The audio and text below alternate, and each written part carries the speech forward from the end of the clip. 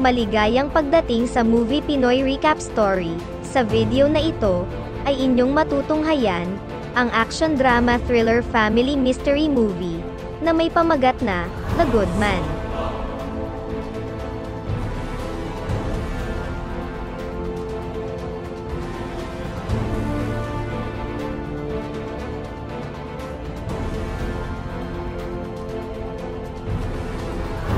Nagsimula ang pelikula sa isang flashback ng mga dating memorya kung saan hawak ng mga rebeldeng tulisan ang lahat ng mamamayan ng isang maliit na nayon sa bansang Romania. Sa halip na iligtas ng gobyerno nila ang mga nasabing mga pobreng dinakip ng grupo ay napagdesisyonan pa ng mga opisyal na pasabugin ang kuta ng mga ito kasama ang inosenteng mga mamamayan dahil sa tingin nila ay ito ang madaling paraan para matapos na at masugpo ang paghahasik ng kaguluhan ng nasabing mga rebelde. Nang malaman ito ng isang lalaking sundalo na nakadestino sa bansa na si Alex ay kaagad itong tumutol sa hindi makataong solusyon ng pamahalaan kaya kasama ang kaibigan niyang isa pang sundalo na nagngangalang Robert ay napagplanuhan nilang iligtas ang buong nayon bago dumating ang takdang oras ng pagpapasabog gamit ang eroplano na ito na naglululan ng bomba. Naging maaksyon ang mga sumunod na tagpo. Maingat at tahimik nilang inubos isa-isa ang mga bantay sa buong paligid ng kuta upang may sigurado ang kaligtasan ng mga bawat individual na hawak ng grupo. Sa ilang saglit ay nakatanggap sila ng bagong impormasyon na mas lalong pinaaga ng lokal na pamahalaan ang nasabing schedule ng pangbobomba sa lugar kung saan sa halip na may kalahating oras pa sana silang nalalabi ay nabago ito at ngayon kailangan na nilang mailigtas ang mga kawawang dinakip sa loob ng 10 minuto.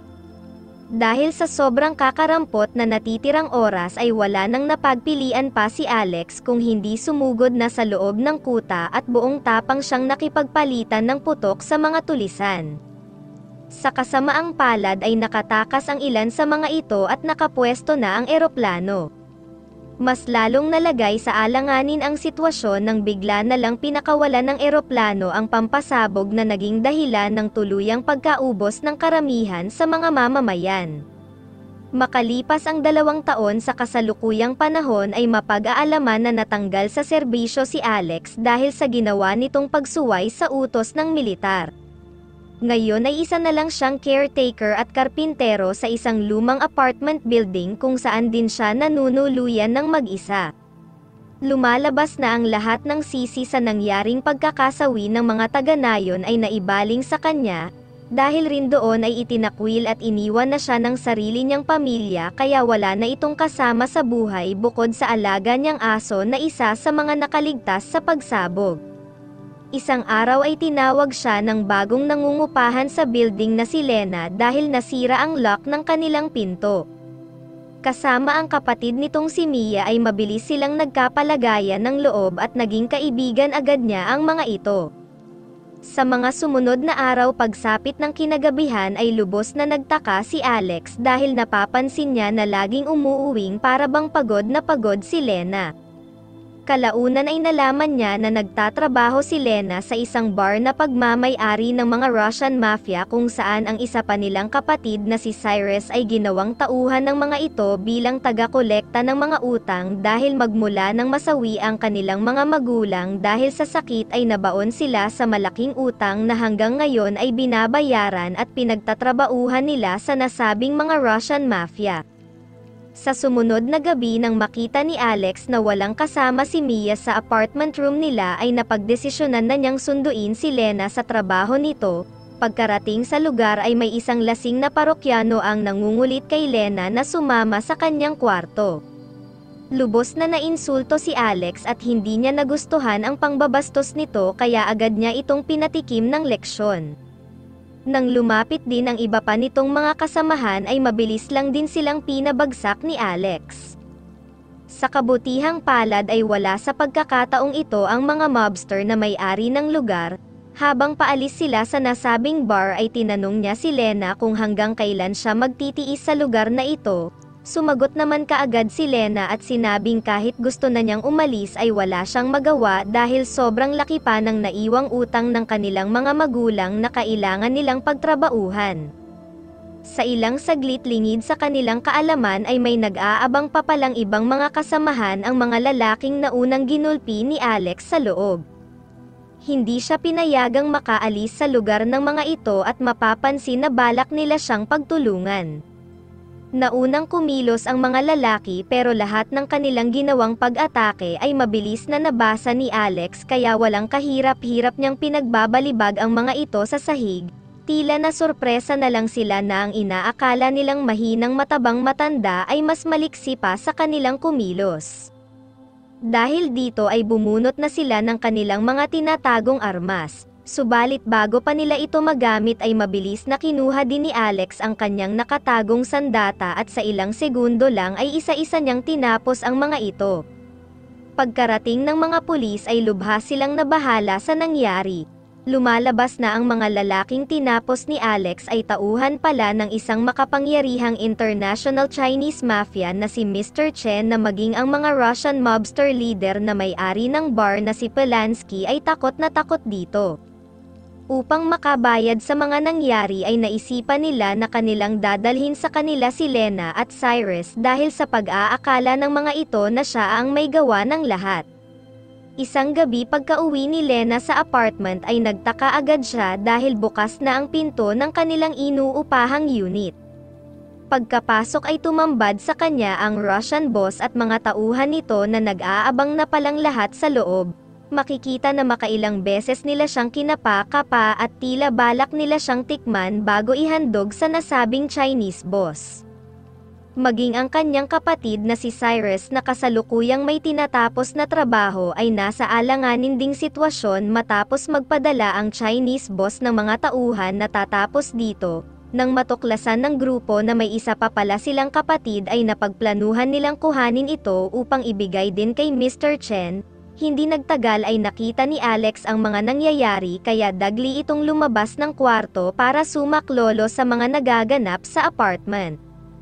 Naaktuhan niya na balak itong tikman ng dalawang gangster na naatasan na maiwan para magbantay dito. Kaagad na nang himasok si Alex at nakangiti siyang nagbabala na tigilan na nila ang kanilang mga balak at sabihin nila kung saan nila dinala si Mia kung gusto pa nilang mabuhay. Hindi sumagot ang dalawang gangster at nagsimula pa silang umatake kaya agad silang pinatikim ni Alex ng kanyang galit. Mabilisan niyang inupakan ang mga ito at walang humpay silang nagliparan sa paligid ng lugar. Kahit pa may armas sila ay wala rin itong nagawa nang tuluyan na silang tinapos ni Alex. Lubos na nag-alala si Lena para sa kapatid na tinangay ng grupo. Sinabi naman ni Alex na gagawin niya ang lahat para maibalik si Mia. Samantala sa kabilang eksena naman kasabay ng mga pangyayari ay patuloy pa rin na ginugulpi ng mga pinadalang tauhan si Cyrus. Nang makutuban ni Cyrus na maging ang dalawa niyang kapatid ay nasa panganib din ay pinanghugutan niya ito ng lakas para talunin ang mga ito.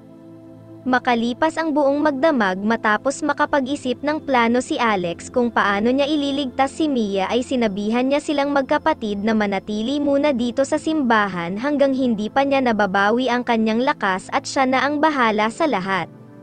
Tinungo ni Alex ang hideout ng mga Russian mafia upang alamin kung nandito ba si Mia. Lahat ng mga tauhan na kanyang nakakasalubong ay agaran niyang tinatapos. Tumagal ng halos ilang minuto rin ang kanyang ginawang paggalugad sa mansyon ng mga ito pero hindi niya pa rin malaman kung nasaan si Mia. Unti-unti na rin siyang nagtataka kung bakit tila wala dito ang nasabing Russian boss at tanging mga pipetsuging tauhan lang ang mga naiwan dito na nagbabantay. Patuloy siyang nakipagsagupa sa lahat ng mga tauhan na kanyang nakakaharap. Matapos niyang maubos ang mga miyembro ng grupo sa lugar ay tinungo naman niya ang pagmamay-ari nilang bar kung saan makikita na nandito rin si Cyrus at hindi ito nakinig sa plano. Nang wala silang makuhang impormasyon kung nasaan si Mia ay pinagtulungan nilang ubusin ang mga miyembro ng nasabing Russian Mafia. Huli na nang mapagtanto ng mga ito na siya pala ang tunay na umubos sa mga tauhan ni Mr. Chen noong isang gabi. Walang humpay silang nakipagbakbakan sa mga ito hanggang sa maubos na nila ang mga pangunahing bantay ng lugar pero wala pa rin dito ang nasabing Russian mobster leader na si Polanski. Habang nangyayari ito ay wala silang kaalam-alam na natunton na ng isang tauhan ni Mr. Chen kung saan nagtatago si Lena. Kalaunan ay nakita na ni Alex na dumating na ang pinuno at mabilisan nitong tinapos ang mga kasama niyang tauhan. Nangatog sa takot ang leader at tila napaluhod na lang siya sa pagmamakaawa nang mapagtanto niya na naubos na ang lahat ng kanyang mga tauhan. Matapos itong kuhanin ni Alex ay kanya na ring pinasabog ang buong lugar habang naglalakad na umalis pabalik sa bahay para pilitin na paaminin kung saan nito dinala si Mia. Umamin naman agad ang pinuno at sinabing nasa poder na ito ng Chinese Mafia na si Mr. Chen. Nang marinig ni Alex ang pangalan na ito ay tila bumalik sa kanya ang memorya ng nangyaring nakaraan dahil lumalabas na si Mr. Chen ang financer at nagpopondo ng rebelding grupo noon na kanyang nakasagupa ilang taon na ang nakakaraan. Mula sa mga nalaman ay agad siyang kumilos at bumalik sa simbahan para ibalita kay Lena na alam na niya kung nasaan si Mia subalit nadatnan na lang niya ang kaibigan na pari na nagtamo ng gulpi. Lumalabas na sa kagagawan ng mga tauhan ng makapangyarihang Chinese Mafia ay nakuha na ng mga ito ang tatlong magkakapatid. Dahil batid niya na lubhang magiging mapanganib sa magkakapatid kung basta-basta na lamang siyang susugod at makikipaglaban sa hukbo na mayroon ang Chinese boss ay mas minabuti muna niyang alukin ito ng pera na nagkakahalaga ng $300,000 o mahigit 16 million pesos na hinihingi nito kapalit ni Mia. Nagpanggap siya na may interes siya para dito kaya gusto niya itong bilhin para makapasok ng walang problema sa loob ng mansyon nito. Kasabay nito habang nakakulong ang magkapatid sa isang sekretong hideout malapit sa mansyon ay nagawang malinlang ni Cyrus ang mga nagbabantay sa kanila kaya ginamit niya itong magandang oportunidad upang labanan ang mga ito at tumakas sa lugar.